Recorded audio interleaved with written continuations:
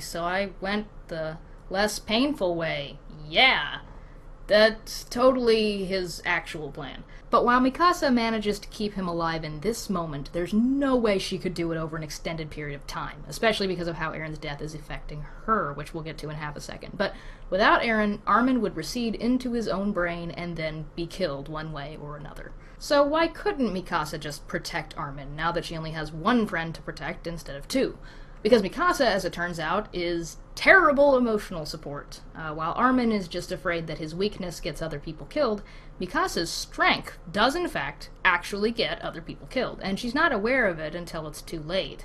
Armin mourns and obsesses over Eren's death outwardly, but Mikasa is the body, not the mind, so she channels her grief through her actions. While Armin freezes up and screams and doesn't act, Mikasa is very productive, but she bottles her feelings really hard and then lets her id determine how to release the tension, in this case by killing more titans and demanding that all her comrades do the same, calling them cowards and telling them to, avenge their fallen comrades, and just being completely not helpful at all. This recklessness further dwindles the cadet population, but before you can assume that it will also do in Mikasa, literally, the story throws us a great character curveball. いい人生だった。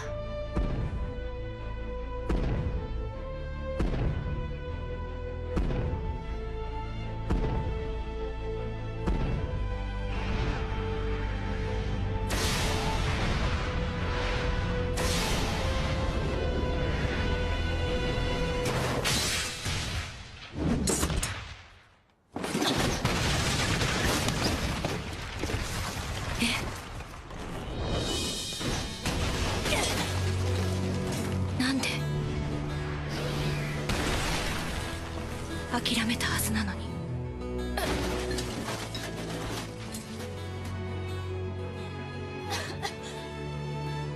なぜ立ち上がる？なぜあがく？ Mikasa is not Armin. She cannot and will not become suicidal in her grief. She has to keep fighting, even though she doesn't really understand why. She tells herself that she has to stay alive to preserve and honor Eren's memory, but even then, it's clear Mikasa has become a powerhouse liability to others rather than an asset. She's sort of like a human weapon, carrying this threefold emotional trauma around with her, unapproachable to anyone who might give her the chance to emote and grieve because that person was Eren, and he's gone. She will survive without Eren, but she won't live. Mikasa's heart will still be beating when every other soldier on the battlefield is dead, but she's hollow inside, broken, and truly alone in many ways. Armin and Mikasa need Eren to hold them all together, and the good news is, they get it back! Yay! Their relationship is great, basic, ironclad character writing, and it infects our perceptions of all the other characters around them. They don't just need each other to survive, they need each other to evolve, too, sometimes in hard ways, as we see through Mikasa and Armin's last significant interaction with Eren in Season 1. Mikasa! Armin! なんでお前らは戦えるんだよ! なんで!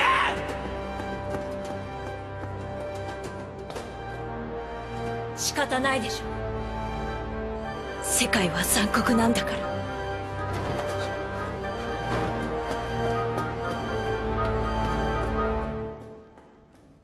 In order for Eren to mature, he must realize that survival means accepting that the world is not fair. Virtues must sometimes be compromised, and he has to betray his beliefs and kill a human he cares about, Annie, or he will be killed. Mikasa's persona has now become a part of his. Eren, 前にジャンに言ったことがあるんだ。何も捨てることができない人には 何も変えることはできない。化け物をしのぐために必要なら人間性さえ捨てる。きっと兄はそれができる。何のためかはわからないけど、でもそれができる者が勝つ。 Also, in order for Eren to mature, he must accept that Annie is stronger and smarter than he is, and to overpower and outthink a monster, he has to become a monster himself. He has to make a conscious decision to betray his cherished humanity. It's sad, but it's for the best, and Armin's persona has become a part of his. Through each other's influences, each leg of the triad is becoming a more complete person. Eren most of all, but I'm sure they'll all be fleshed out as the comics progress.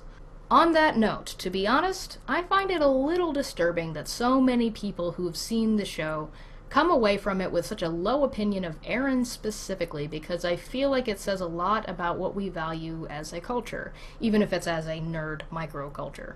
Now keep in mind, I'm going off of American, or at least English-speaking fandom here.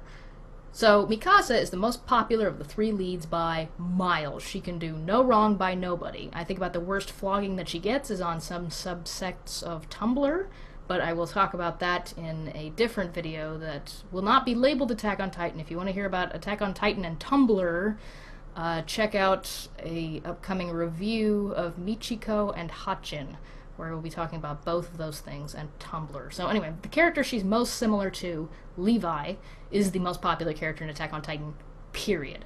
But they're pretty much the same. They're the most popular, and they're very like each other. So Levi and Mikasa are on a pedestal. We value those traits of discipline, power, emotional restraint, blood loyalty, and cynicism above many others, I think. These are our patriotic and yet sort of snarky superheroes, our guardians of tradition, structure, stoicism. Significantly less popular, but definitely not hated at all, is Armin. The worst he gets is jokes about his hair and how much he cries, but it seems good-natured and affectionate still, and really his popularity is lower not because of people who dislike him, but because fans are less passionate about liking him like they do Mikasa. People are just sort of mostly cool with him, they're just sort of okay, they're down with Armin, but not so much like powerful feelings one way or the other. And his traits are not passionate traits, they're wisdom, patience, moral ambiguity, mediation, things we definitely value, but people don't get really hopped up and flag-wavy about, certainly.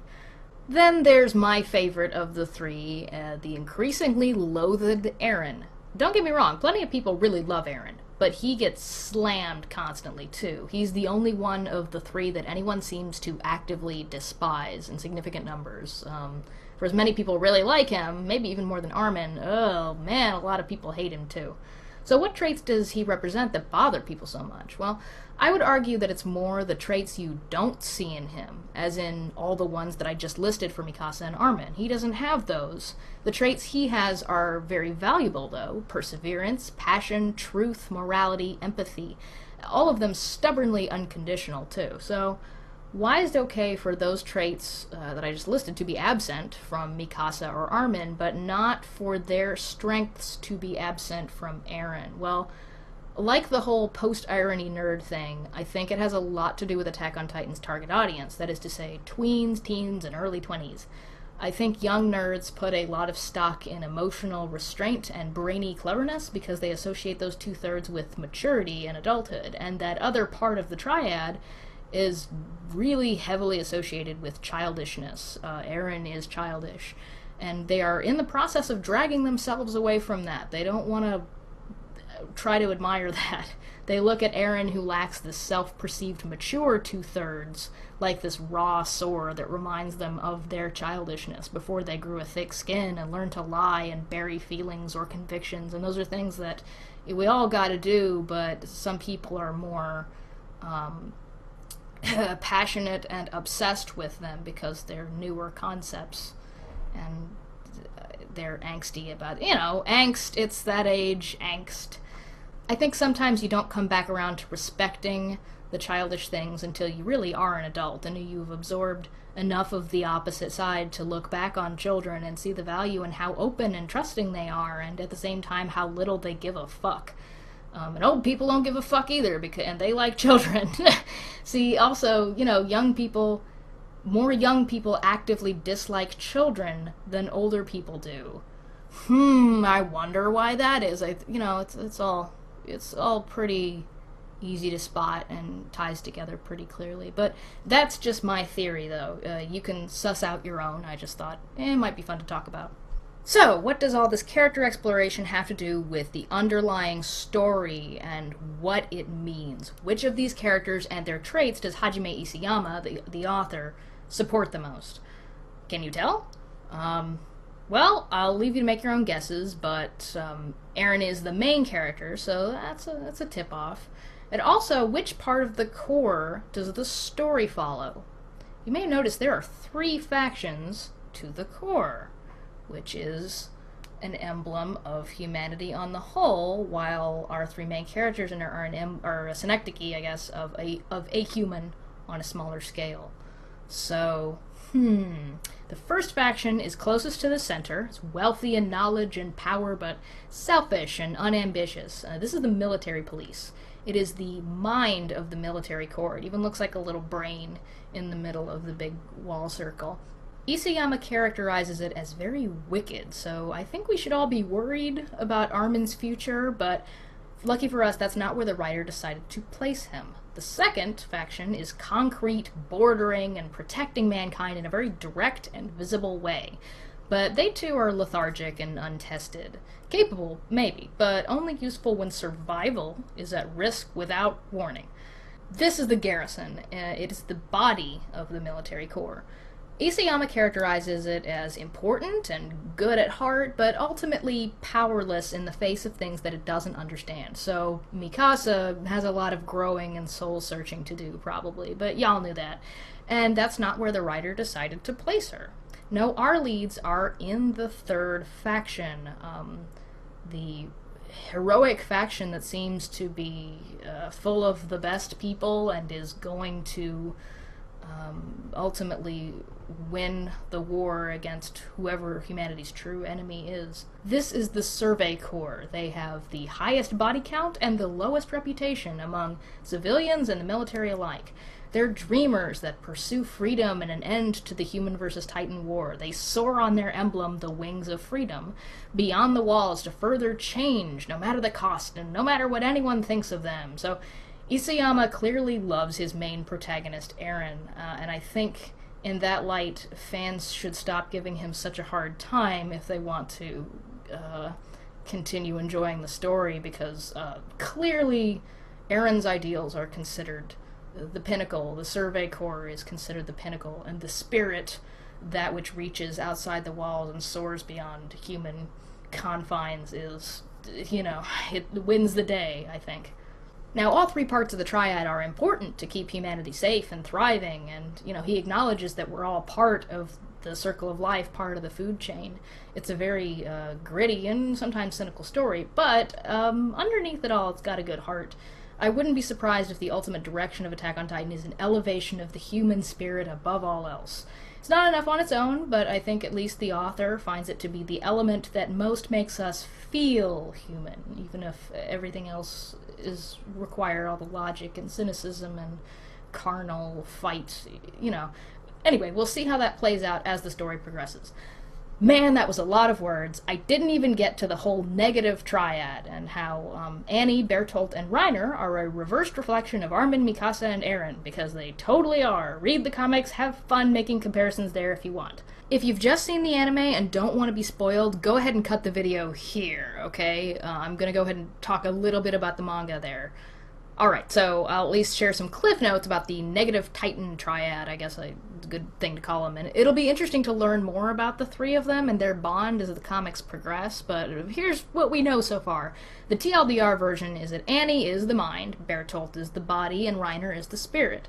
Annie is unique from Armin in that she is acutely aware of her divorce from morality, but not proud of it, while Armin has the opposite problem, where he sort of comes up with these logical and morally dubious things without even realizing it, and kind of has to be confronted about it and go, oh, sorry, However, that is a source of self-loathing, hyper-logic angst that she shares with him, so they have that much in common, even if their perceptions of it are reversed, and I think that's a large part of why Armin sympathizes with her so much. Also, Annie's intelligence is based on spur-of-the-moment wit and statistical gambling. That is to say, she doesn't specialize in patient, long-form, A, B, C to Z plans like Armin. She just bulldozes into a situation and breaks down every moment into a very quick, do the thing that has the slightly better chance of success, even if it's a 50-50 situation, take the 50.001% chance. And it works really well for her. It's a different kind of intelligence, but she's still extremely smart. Then there's Bertolt and